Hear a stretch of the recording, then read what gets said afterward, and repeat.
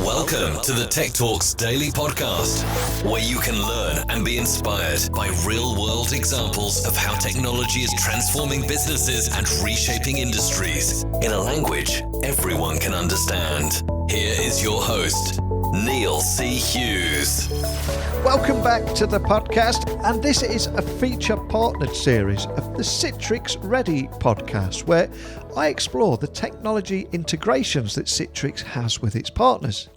And in this series, I invite guests from Citrix and all their partners to spend some time with me to share how they're solving real-world problems for businesses, but not on their own, but by working together. And in this episode of the Citrix Ready podcast series, I explore how Citrix Ready and a company called Traitware are working closely together to solve real problems for businesses. So I'm going to hear how customers are leveraging Traitware to provide insights to admins on the key utilization of the apps, not to mention the tasks users perform within them. And Traitware are bringing next-gen authentication to the Citrix marketplace. The passwordless login is already here. So if you're tired of credential management and risk, you should enjoy today's episode, as we're going to discuss Traitware's mission to substantially increase user and company security, while also simplifying access to digital and physical resources through the elimination of the need for usernames and passwords. And I think we can all agree that can only be a great move. So if you would like to hear more about Traitware and Citrix and how they're working together to solve those problems I've just talked about, hold on tight and I'll get the guests ready now. So a massive warm welcome to the show. Can you tell the listeners a little about who you are and what you do? Yes, thanks for having me, Neil. My name is Heath Spencer. I'm the CEO of Traitware. We work in the authentication space. We were founded on resolving the frustrations and risks around username and passwords, and have successfully done so. Sure. Hi, Neil. Hi, Heath. I'm Anil Kumar. I'm a technical marketing manager at Citrix. I've been with Citrix and Citrix Ready program for close to 5 years now. Citrix Ready, as many of you already know, it's a technology partner program. We validate and recommend third-party products which are compatible on Citrix. We have an online library or website where we publish all the compatible products of Citrix in one place. And I basically am responsible for networking, security, and cloud ecosystems of Citrix Ready partners.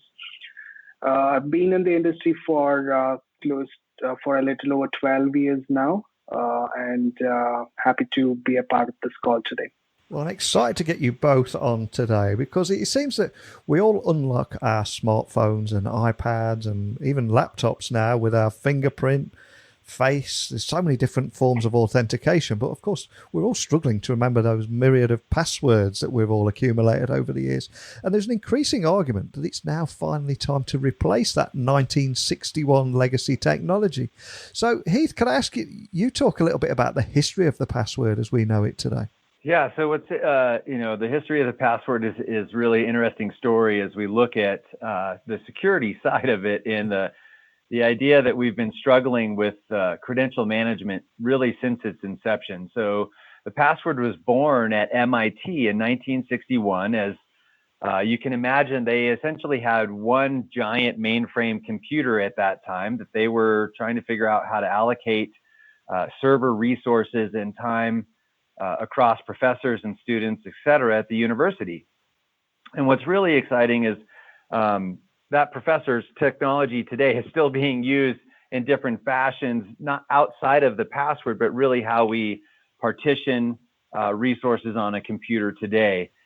Once he figured out how to partition resources on that server, he had to figure out how to gate the access or regulate access to that system and allocate it across the professors and the students.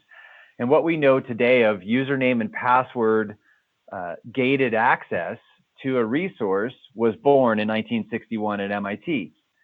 As you can imagine, the students at MIT are extremely bright, And within 5 months of that system being in place, one of those students happened to notice that the entire list of credentials was stored in the server that he was on.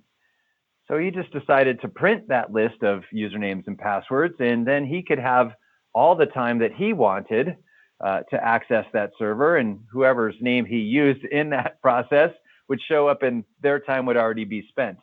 So within 5 months of username and password being born in 1961, we had our first incident of credential misuse, one where they were just a list that was accessible and replayed.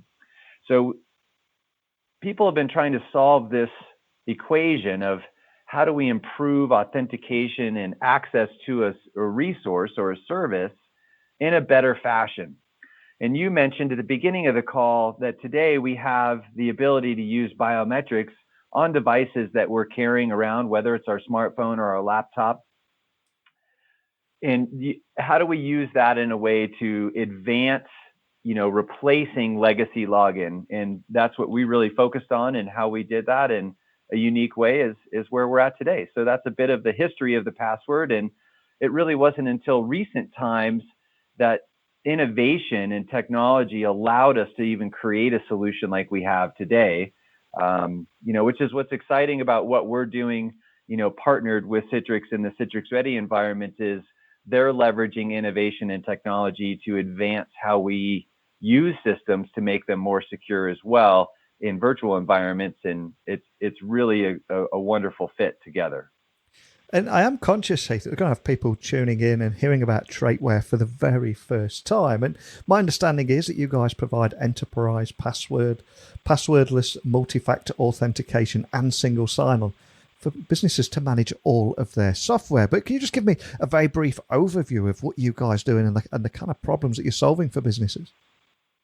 Yeah, so really in layman's terms, if you think about a simple access point of the human to machine entry point, right? So anywhere that you're accessing a system that currently has legacy login, like we just discussed with a username and password field box, we replace that front door lock with a passwordless solution using a device you're already carrying on a daily basis. So we have a unique way of tokenizing your mobile device, your smartphone, or you could use a tablet if you wanted to, but we know most people are carrying their phone everywhere they go. And according to Verizon and AT&T in their studies, most of us won't leave that more than 3 feet away from us on any given day.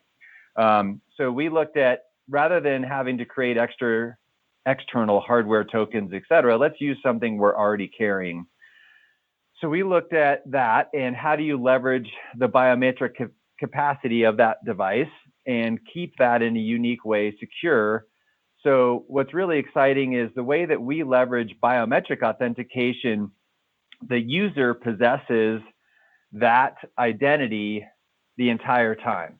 Especially if you're using an iOS device, when you register your biometric on that device, it is created and stored in the secure enclave, and it's opaque to the rest of the world, including Apple. They don't know the mathematical representation that is, and we don't know the mathematical representation is. So when you're looking at privacy regulations like GDPR or now California CCPA, et cetera, this allows the user to maintain possession of that biometric identity template, and we never use it. Then what we do at Traitware, and what we've gotten our first 2 patents issued on, is the way that we then register your device as a token, creating multi-factor authentication, something you are, something you have. We have other layers that we can add on there, whether it's a geofence or a knowledge factor from an image sequence, but most people just are okay and are secure enough with just 2-factor today, right? So we use biometric and a secure token. The unique way that we register your device actually becomes a live biometric in essence. It's a dynamic token. We look at the way that you use the device in different areas without looking at any PII. We just look at a mathematical representation of the way that you interact with your device. And the way that you interact with your device is so different from the way that I interact with my device or the way that Anil interacts with his device that it separates you to 1 in 300 billion. That's how unique your interaction with your device is. We then take that mathematical representation and we leave it on the phone, and then we stick an example of that representation on a separate authentication server. Every time I go to authenticate to any resource, the tokens have to match with that within an allowable percentage of change. So what we registered your device as a token has to then match with the token that's on the authentication server within an allowable percentage of change. And the reason that there's an allowable percentage of change is as you use your device, it evolves and changes, and your representation changes. So it then creates a dynamic token that's being re-authenticated each time that you authenticate to access a service. Then any service that you want to access, like Citrix, whether it's Workplace or through the NetScaler gateway, etc., there is a relying party trust between that service and the authentication server that's established through authentication standards such as SAML 2.0, OpenID Connect, OAuth, etc., that allows us to use a certificate-based tokenized authentication process that eliminates passwords entirely because you're relying just on managing a token versus managing legacy logins. And that's a simple high-level view of what we do. And hopefully that answers your question. Fantastic. It really does, Heath. So thanks for sharing the great work you're doing there about the future of authentication that you're building. And on the flip side of that coin, Anil, could I ask you to share the evolution of Citrix Workspace and how Citrix is actually aiming to power a smarter and more flexible way of working? So we've been Citrix. We recently completed the 30th year anniversary. So that's how old Citrix is, and throughout these years, our technology has evolved exponentially, I would say. So we started as a company who provide remote access to fat clients, thin clients. And then expanding into a server and server, desktop, and application virtualization. We are still pioneers in that space. But what we are really focusing on in the past few years is on the employee experience. What we are really focusing on is to provide that or unleash that full potential which companies and teams need, and through something called Workspace Intelligence through our Citrix Workspace. So just to provide a very brief background to it, as what we try to focus on, one of the biggest factors of any business success today is employee experience, and what we've identified through many surveys and many researchers, companies where companies with more and more engaged employees are much more productive than the companies which do not have more engaged employees. And it really shows in their profits and gains over their competitors. But it is hard to achieve employee engagement with current trends of technology and the applications and the devices in place. What we've seen is today's workers, they are more engaged. I mean, they are more plagued with endless stacks of applications, logins, different applications and different logins, usernames and passwords from various devices. And what really happens is they spend a lot of this time searching for systems and hunting down information than do the actual work, because they are more engaged in all these repetitive tasks and going through user manuals to get their apps and other works going. On the other side, more and more employees are abandoning or leaving their jobs than ever before in this current millennium. And often the digital experience the employers provide to them is to blame.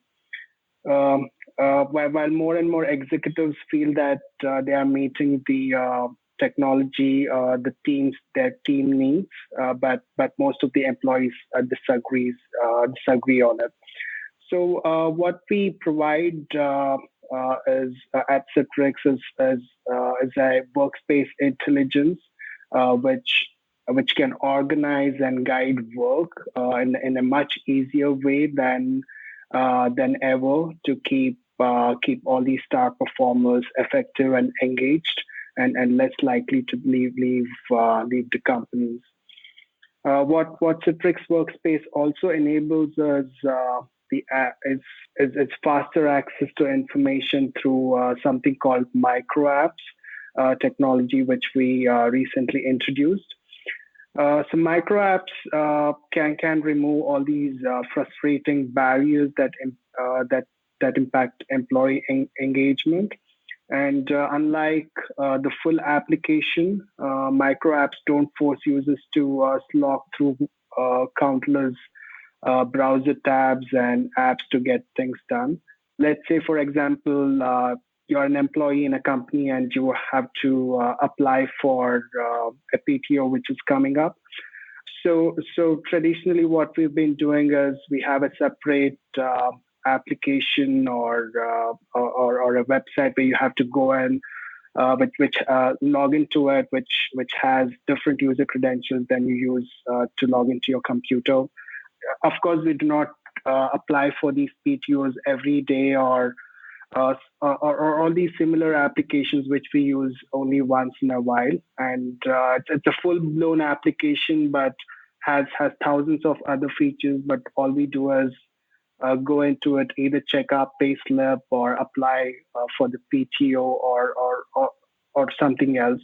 So our use in this full-blown app is very limited. But to get into it, we have to kind of remember the URL to go there, log into it with usernames and passwords, which we may not remember. So all these things are kind of not helping the employee to stay focused at his work.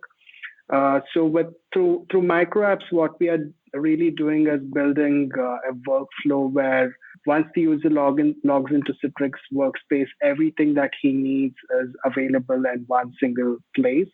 And through micro apps, all these repetitive or one-time tasks which require single action are available on a single click.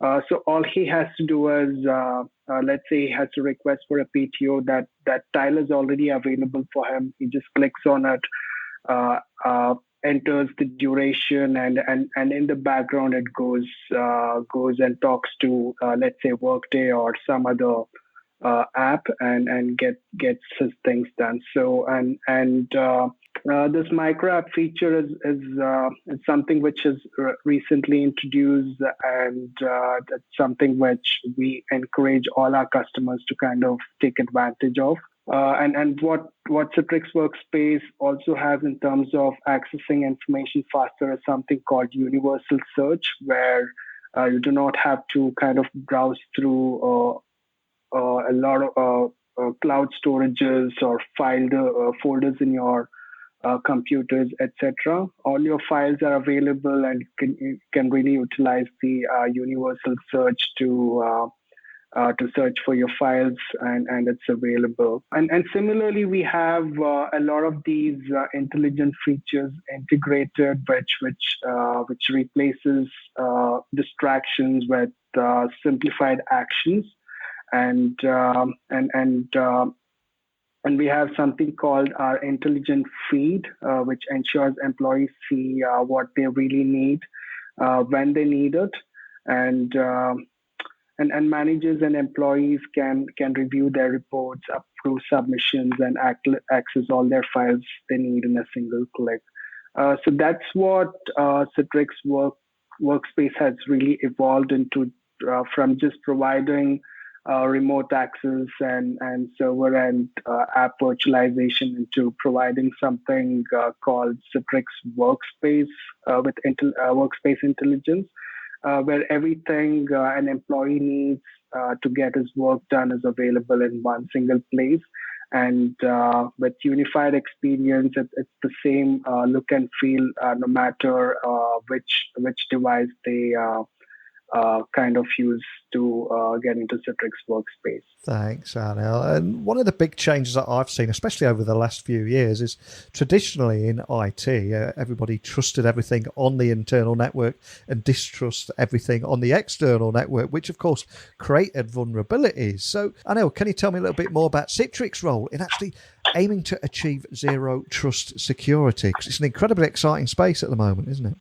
So our main motto has been reducing security risk without compromising experience, and zero trust is one of the approaches through which we are trying to achieve this. So when it comes to security, it really plays an important role, no matter the decision which the company is trying to take or move into.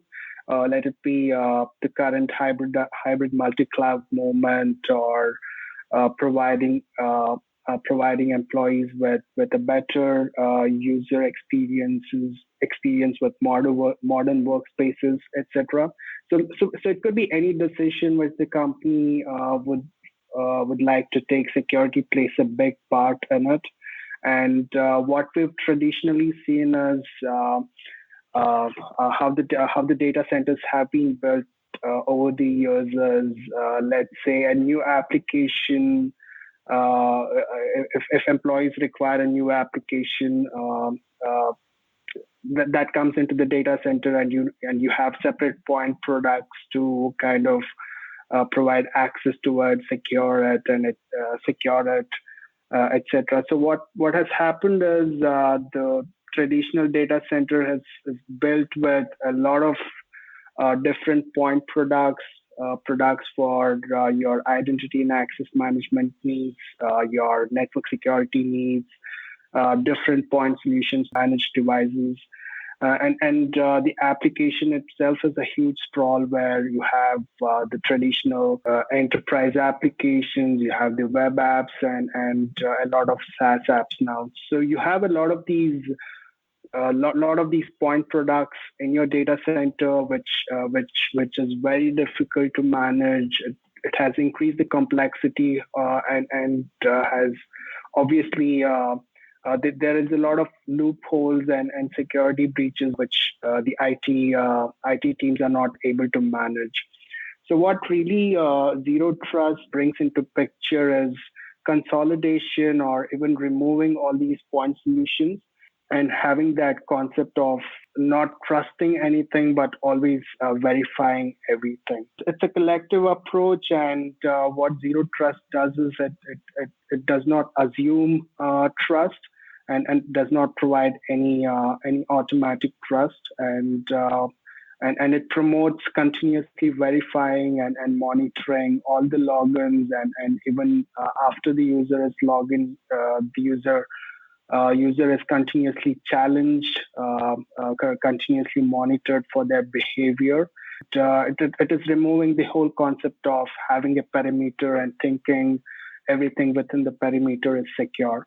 So that's Zero Trust. And the reason why this approach is becoming more and more mainstream is because of so some of the reasons which I'll explain now. So first one is the shortcomings in traditional VPN solutions. So what has always happened is in a VPN solution, you know that once a user gets into VPN, he's provided with all the access to the company resources. So the only time he's verified is during the login, and after that he's not. He's trusted that he's a good user, and he's been provided access with everything, which is assuming trust, and it opens up the entire network. So there's no continuous evaluation in it. The second one, in terms of shortcomings in traditional technology, is the users with unmanaged devices.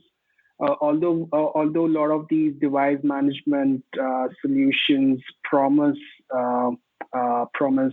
managing all the devices within the company premises, within the corporate-owned devices, they provide little to least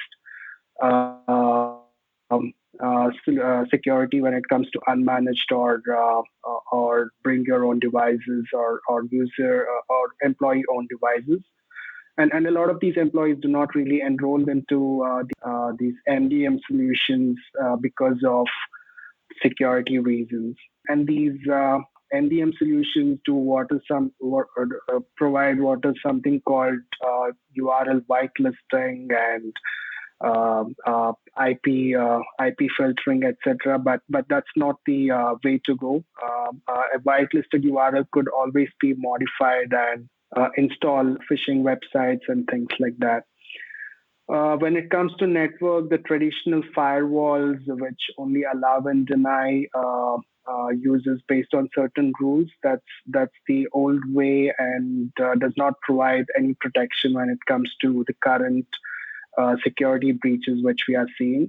What's recommended is something, the next generation firewalls, everything is questioned, have very granular decision making, and have that network segmentation in place. And same goes with the applications where it lacks API security controls and limited isolation against modern day attacks. And what Citrix really provides, or Citrix Workspace really provides, is an invisible security with intelligent experience through our Citrix Secure Workspace. We have URL filtering, web isolation when it comes to sanctioned and unsanctioned apps. We have inbuilt secure browser and device, and so all these security requirements, which is required for securing a modern workspace, is available through our Citrix Workspace. And that's what we and the base to it is zero trust, which is not assuming anything and providing access, but always verifying and then providing access.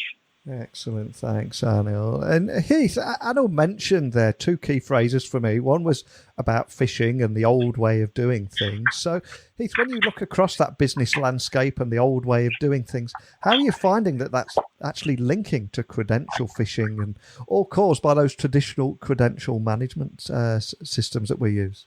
Yeah, this is why we fit so very well with Citrix and their Citrix Ready platform, is that, we look at, again, going back to just replacing that front door lock of where a person needs to authenticate to a resource like Citrix Workplace, and approaching it in this zero trust manner in the same fashion, is instead of assuming that just because they have the correct login credentials doesn't mean that it's them. And with a passwordless solution like Traitware, we can use this zero trust model in the same way. And, looking at phishing, credential management, et cetera, it is a ginormous cost to every business, from small business to large enterprise. And an example of that is, I think back in 2017, even Microsoft, who's on a mission to go passwordless,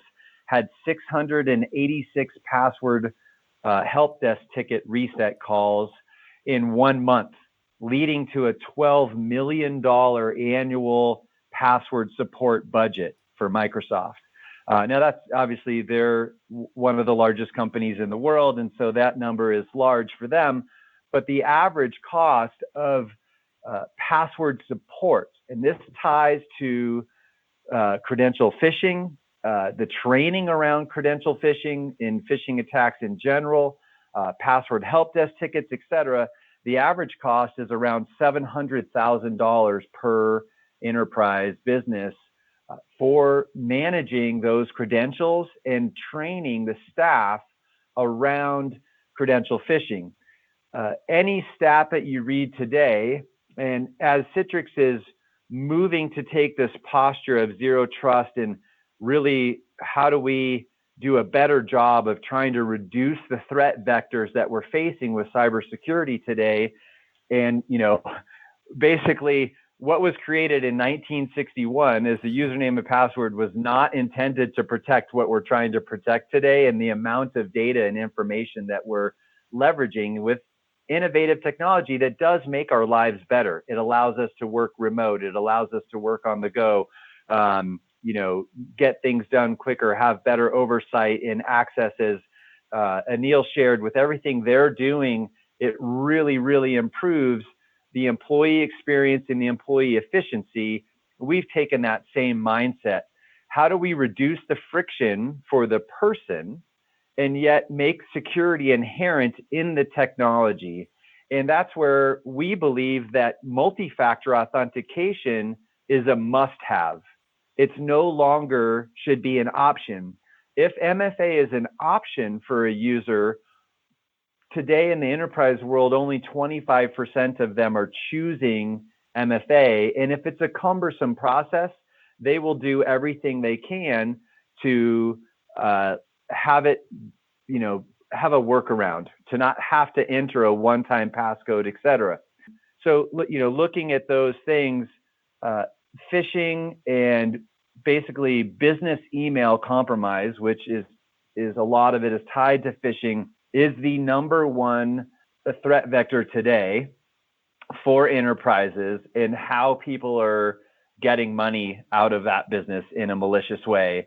And it's on average today within the enterprise space is roughly $3.8 to $4 million on average for between ransomware and false wire transfers and everything else that's tied to someone replicating someone's access and then escalating their privileges with someone's credentials. And that's a lot of it is tied to credential management and credential phishing. And also, Heath, achieving simplicity and security is so much harder than it actually sounds. But what do you think the future is around authentication, whether it be password, MFA, and the advantages in virtual environments too? What are your thoughts around that? We've really focused on the one aspect mainly of the person to the machine authentication part of it. And I do truly believe that biometrics are a major player in the aspect of authentication today, and different technologies are going to figure out how to leverage that. There are some unique cases, and each environment is different. Whether you're addressing an internal person within a federal facility, what they're using for biometrics on site is probably going to be a little bit more stringent and not an option to use those, meaning they may be using a retina scan or a palm reader, and it's all on premise, meaning that biometric template is going to be stored on site. Depending on where that's located, there are already states in the US, and I'm sure there's some places within GDPR where you have to then gain permission from that individual to use that biometric template and store that biometric template. There's actually a case in the US right now where a 16-year-old is suing an amusement park because they captured his biometric identity without his permission when he bought a season pass to the amusement park. And that's a really interesting case, and because they've got really strict privacy laws. The way that Traitware is leveraging biometric authentication, as I mentioned earlier, leaves that template opaque to anyone outside, to anyone really. Even the user can't see it and can't obtain it. So it maintains that privacy aspect of it. So moving to the future of authentication, biometrics will play a huge part of it. Achieving it in a way that maintains privacy and security will be a key part of how that's achieved. And enterprises need to look at how they're doing it in allowing their user, and Anil mentioned this too, there's a lot of BYOD in the space today, allows the user to maintain that privacy and leverage modern authentication such as biometrics in the process of it. And Anil, on that same subject of the future of authentication and passwords, MFA, and the advantages in virtual environments, what are your thoughts on that? Right, like Heath mentioned, MFA should definitely be in place. There's no other way to go about it anymore. Long has gone where just having a traditional username and password is very susceptible for breaches. We've been seeing that for years, and MFA is definitely the way to go. And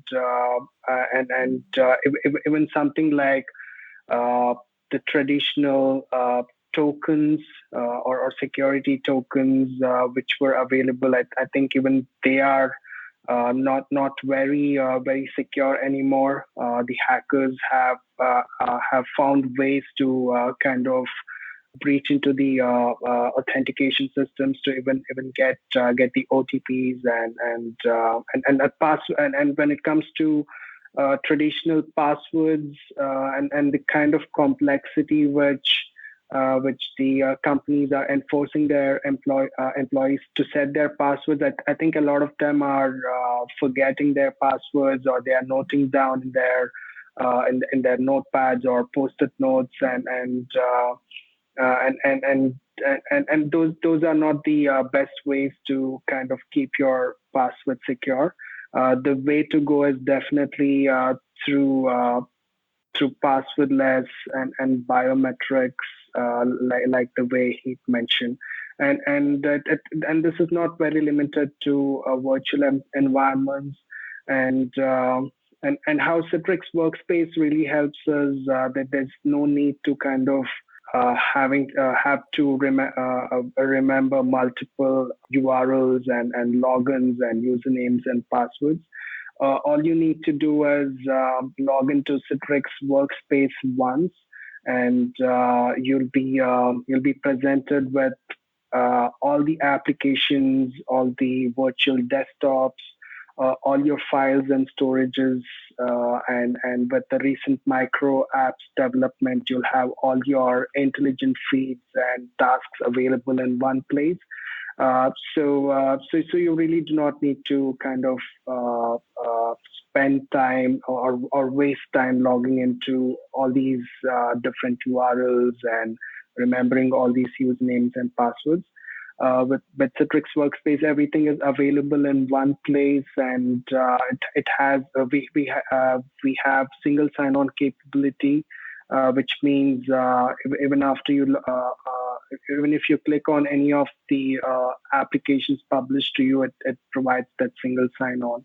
And what we also provide is as a choice to our customers to integrate with any user identity of their choice, and through Citrix Ready program, we work with a lot of technology vendors like Traitware and many others to provide that choice to customers to be able to integrate with newer and better technologies like Traitware and many others provide.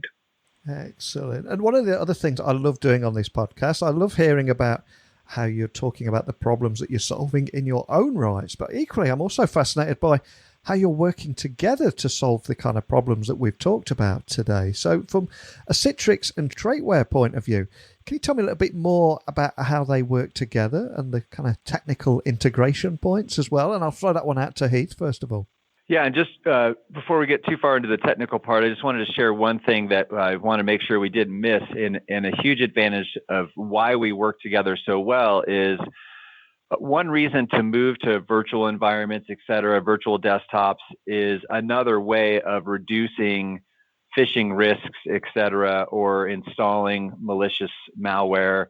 Is working on a virtual environment, you're not necessarily installing anything, or depending on how the policies are written for that protocol, it's working together between passwordless MFA to the system and having a system where you aren't clicking links that are outside of your system. They work really, really well together to reduce those risks associated with phishing, et cetera.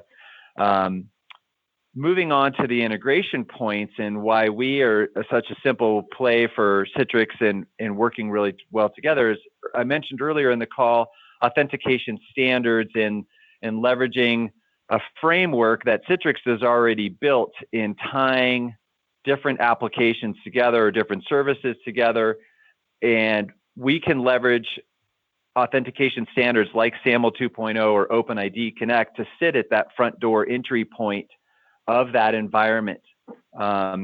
Because of integrations that we've built, there are aspects of single sign-on, what we're doing, that enhance what Citrix has done with their environments and tying things together. A unique example that we have, and really where we really actually discovered how well we fit with Citrix, was we had an enterprise deployment within the healthcare space in the US that was in a unique situation where it was a software provider providing software to federally and state-funded healthcare clinics. Because of this, they were under very strict federal regulations, had to meet in the US standards, FedRAMP certification. They were previously using RSA tokens as their one-time passcode. Their system administrators, so for, let's say, 65% of their workforce could just access Citrix Workplace and have all of their virtual desktop environments and their applications accessible through that. And we sit in front of that environment very well for them. Some of their system admins, another 35% of their workforce, because of federal regulation, weren't allowed to use single sign-on for every environment. So those system admins were carrying around up to 4 or 5 individual RSA keys and had to have 4 to 5 unique identities, username and passwords, for each one of those siloed environments.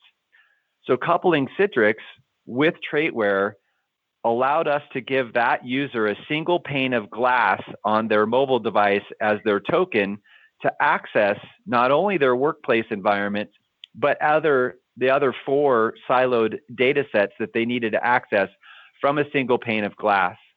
So combining Traitware through these authentication standards with Citrix and their other environments really truly enhanced that user's experience and the ability to access any of the 5 environments that they needed to access through a single pane of glass, leveraging those authentication standards.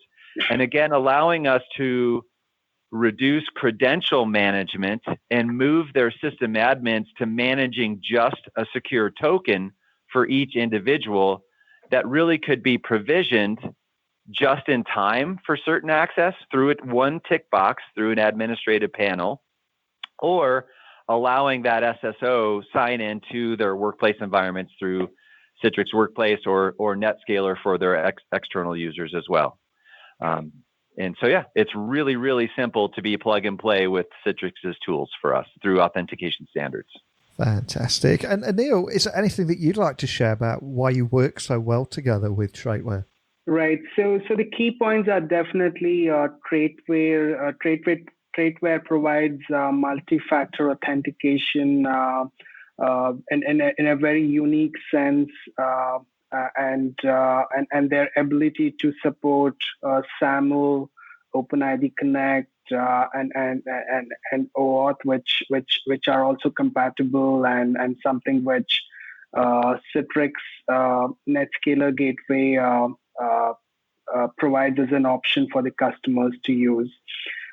So like Heath mentioned, the unique way of kind of capturing the biometrics and using the users' own devices as their tokens instead of having to carry a lot of other devices or solutions to remember their MFA tokens is something very unique, and we were able to successfully validate their solution with our Citrix Workspace, and providing one more very unique solution for our joint customers to leverage and to make their workspace even more secure.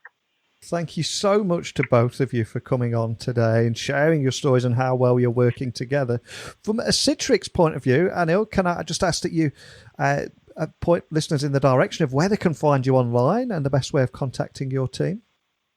Definitely. So you could find all the Citrix Ready products along with Traitware and Citrix Ready Marketplace.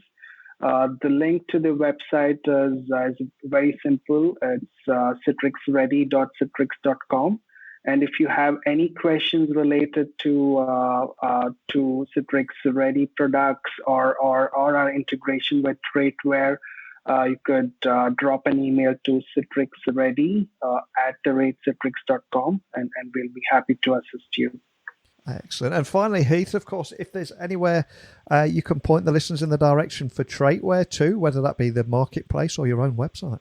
Yeah, so as Anil mentioned, we are located in the Citrix Ready Marketplace. So the address that he mentioned, you can go directly there and then see the solutions that Citrix has validated and tested us for within the Citrix Marketplace. So we're very honored and proud to be part of that marketplace with them and excited to work on future projects with them as they're releasing new solutions as well. You can also visit traitware.com directly to learn a little bit more about us. There's lots of information there. And then you could email sales@traitware.com, or you could email me directly if you want to talk to me directly at heath.spencer@traitware.com as well. Well, thank you so much for spending time with me today. So many big talking points. I think the big one, of course, is that multi-factor authentication is no longer an option. It should be mandatory now right across the business landscape. But more than anything, I know time is precious. Just a big thank you for joining me today. Thank you both. Thank you very much for having me, Neil. Thanks, Heath. Thanks, Neil. Thank you, Anil. Wonderful to spend time with all of you today. So if you go to techblogwriter.co.uk/Traitware, you'll find links to both guests, their social channels, and all the information that they provided you with a few moments ago. But I'm curious, if you have any experience with Citrix, Citrix Ready, Citrix Marketplace, or Traitware, and you'd just like to share your story or add to the conversation we started today about any of the topics we discussed, please let me know. And I'd also love to get you on the podcast too, if you would like to do that. So whatever it is, email me, techblogwriter@outlook.com. My website is techblogwriter.co.uk. And all my social channels are at Neil C. Hughes, whether that be LinkedIn, Twitter, Instagram, wherever it is you prefer to contact me. So keep those questions coming in. And I do love episodes like this, I just think it allows us all to hear how companies are working together on mutual goals rather than battling against each other for their own interests. And that has to be a big sign of progress. So please keep those messages coming in. I'll speak to you all again very soon. But thanks for listening. And until next time, don't be a stranger. Thank you for listening to the Tech Talks Daily Podcast with Neil C. Hughes. Remember, technology works best when it brings people together.